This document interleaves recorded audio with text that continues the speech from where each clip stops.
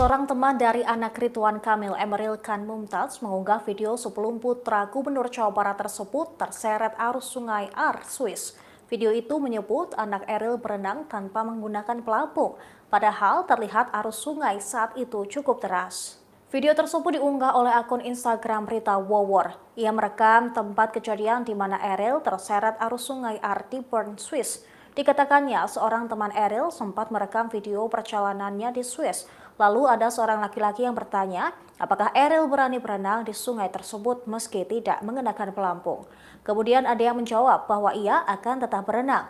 Tetapi tidak dijelaskan siapa orang yang menjawab tersebut. Apakah Eril atau temannya yang lain? Rita juga memperlihatkan saat itu arus sungai cukup deras.